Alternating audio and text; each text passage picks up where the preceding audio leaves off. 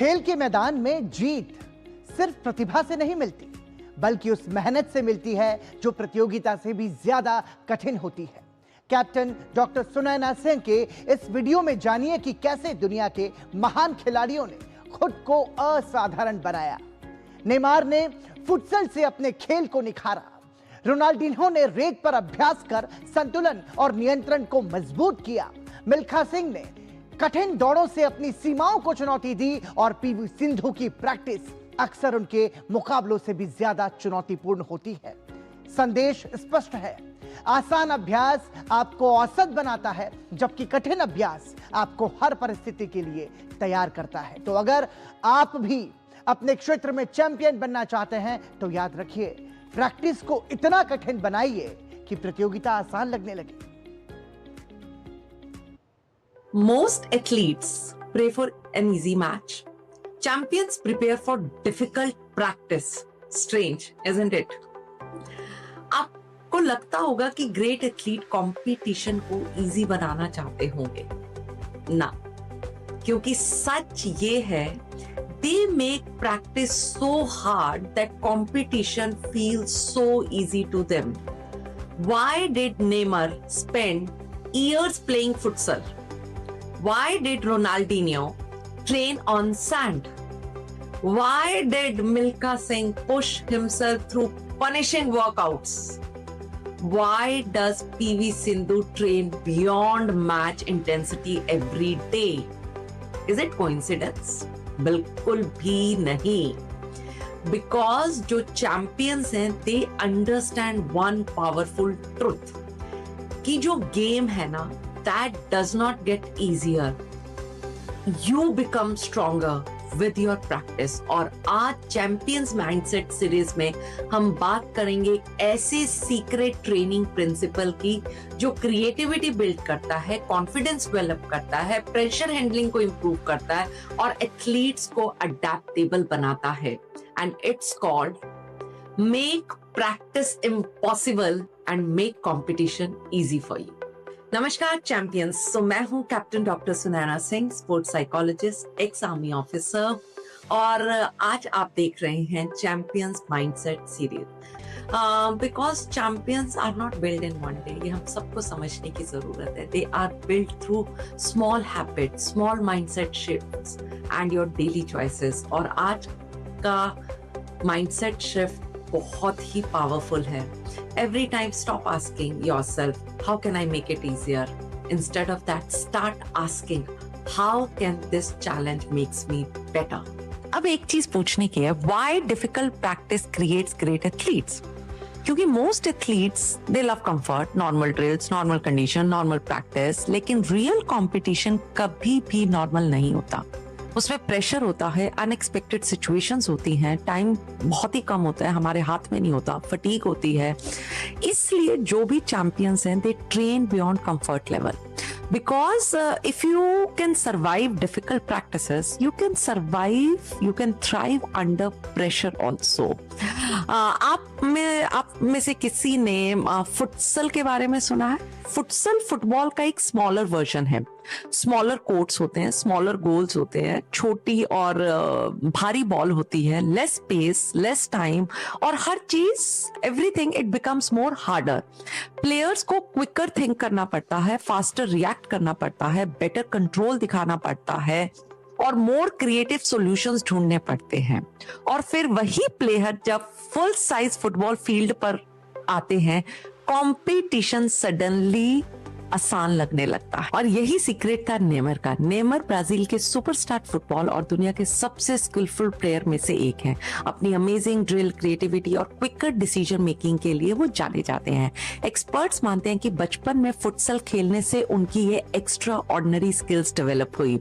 Small spaces actually forced him to improve. जहां पे every touch mattered, every decision mattered, practice became difficult, competition फिर it became manageable. वहीं पे Ronaldinho, जो कि ब्राजील के एक लेजेंडरी फुटबॉल प्लेयर हैं, उन्होंने हमेशा बीच सॉकर खेली। इमेजिन सैंड पर रनिंग करना, बैलेंस मेंटेन करना, बॉल कंट्रोल करना, डायरेक्शन चेंज करना, every everything at sand become difficult. लेकिन इसी डिफिकल्टी ने अडेप्टेबिलिटी बिल्ड की. रेगुलर फुटबॉल उनके लिए कंपैरेटिवली इजियर लगने लगा. चैंपियंस जो होते हैं दे डोंट अवॉइड डिस्कम्फर्ट, वो उस डिस्कम्फर्ट को एज अ ट्रेनिंग यूज करते हैं. तो चलिए एक इंडियन एग्जाम्पल देखते हैं जिससे हम सब इंस्पायर होते हैं. मिल्खा सिंह, जिन्हें हम प्यार से द फ्लाइंग सिख भी कहते हैं. भारत के ग्रेटेस्ट एथलीट में से वो एक हैं. उनके पास आज जैसी वर्ल्ड क्लास फैसिलिटीज नहीं थी, लेकिन उनके पास कुछ और था. एक्स्ट्रा ऑर्डिनरी डिसिप्लिन जो फौज से उन्होंने सीखा. मिल्खा सिंह अपने इंटेंस ट्रेनिंग के लिए जाने जाते हैं. वो हिल्स पर रन करते थे, सैंड पर दौड़ते थे, खुद को फिजिकली और मेंटली पुश करते थे. कभी कभी ट्रेनिंग इतनी डिमांडिंग थी कि कंपटीशन कंपैरेटिवली इजी लगने लगता था. क्यों? Why? Because difficult practice builds resilience, it builds endurance, it strengthens your mindset. और जब competition का pressure आता है, आपका mind उस time कहता है I've already handled tougher situation than this. तो Milkha Singh understood something that every champion eventually learns. Don't ask for an easier race, become a stronger runner. So champions don't avoid difficult practice, they embrace it because they know the game does not get easier, you become stronger. और चलिए एक और Indian example देखते हैं. PV Sindhu, India's Olympic medal winner, badminton champion, अपने discipline और intense training के लिए जानी जाती हैं. उनके प्रैक्टिस सेशन ऑफन मैच से भी ज्यादा डिमांडिंग होते हैं. High speed multi shuttle drills, wrong rallies, repeated movements, physical exhaustion के बाद भी फोकस मेंटेन करना. Why? Because if you can sustain performance in difficult practice, competition it feels more manageable. Body tired हो सकती है लेकिन माइंड फाइट करना सीख लेता है, और वही मेंटल टफनेस चैंपियन को अलग बनाती है. तो अब जानते हैं science behind it. Sports scientist Carl Newell, 1986, he introduced a constraint-led approach. So according to him, learning happens through 3 different types of constraint: task constraint, environmental constraint, and individual constraint. तो जो ये लिमिटेशन है ये force करती हैं athletes को adapt करने के लिए, और अडेप्टेशन ही एक्सीलेंस का फाउंडेशन है. So research suggest that athletes who are exposed to varied and challenging environmental, they develop better decision making, greater creativity, faster adaptability, and much more improved problem solving. Because the brain learns flexibility, not dependency. ये समझने की जरूरत है. तो अब हम example लेते हैं ब्राजीलियन स्ट्रीट फुटबॉल का. तो ब्राजील के बहुत बच्चे नॉर्मल गलियों में खेलते हैं जहाँ पे बहुत रेत होता है, पत्थर होते हैं, और वहीं खेलते खेलते वो बड़े होते हैं. बॉल कभी भी अनप्रेडिक्टेबल बाउंस हो सकती है, कोई कंडीशन परफेक्ट नहीं होती, लेकिन वही कंडीशन उन्हें रिजिलियंस और क्रिएटिविटी सिखाती है. और जब वो बच्चे प्रॉपर पिचेस पर आते हैं ना वहां खेलने के बाद, दे शाइन. पता है जिंदगी में कभी कभी जो हमारी जिंदगी सबसे बड़ी स्ट्रगल होती है वो हमारे सबसे बड़े टीचर बनती है, हमें सबसे ज्यादा सीख दे के जाती है. तो हम इसको किस तरीके से यूज कर सकते हैं? तो अगर आप टेनिस प्लेयर हैं तो आप प्रैक्टिस कीजिए स्मॉलर टारगेट जोन्स के साथ. Aim for precision there, because बहुत जरूरी है. वहीं पे अगर आप बास्केटबॉल प्लेयर्स हैं तो आप रिड्यूस कीजिए अपने टारगेट एरिया को, चैलेंज कीजिए अपनी एक्यूरेसी को, दूर से शॉट लीजिए, पास से शॉट लीजिए. वहीं पे अगर आप फुटबॉल प्लेयर्स हैं तो play small sided games, limit कीजिए अपने टचेस को. ठीक है, आप कैसे भी क्रिएटिव हो सकते हो. अगर आप क्रिकेटर हो तो थिनर बैट्स के साथ खेलिए, स्मॉलर टारगेट्स के साथ कीजिए. वहीं पे जैसे कि मैं हैंडबॉल प्लेयर थी तो आप अपने स्कोरिंग जोन्स को कम कीजिए, पासिंग प्रेशर को बढ़ाइए. मैं लड़की थी और हम लड़कों के साथ प्रैक्टिस करते थे, हम ज्यादा फास्ट ब्रेक लेते थे उनके साथ, जिसने हमारी स्पीड को बहुत ज्यादा बढ़ाया. सो टुडे आस्क योरसेल्फ कि how can I challenge my skill today.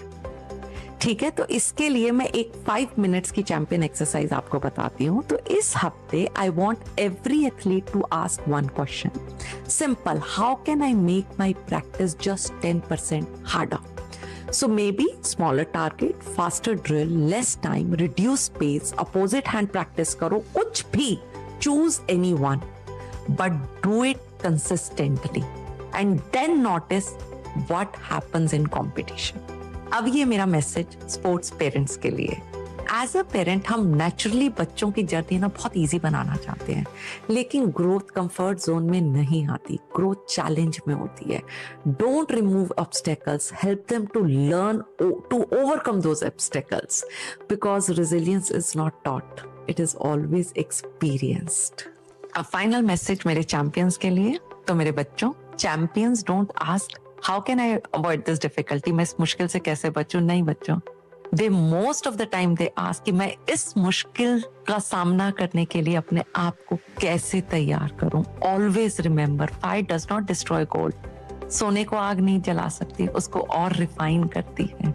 Easy practice हमेशा क्रिएट करेगी एवरेज परफॉर्मेंस, वहीं डिफिकल्ट प्रैक्टिस हमेशा क्रिएट करेगी adaptable champions. So when competition arrives, you won't panic, okay? Because game didn't become easier, you become stronger. तो पश्चिम Asia में बढ़ते तनाव और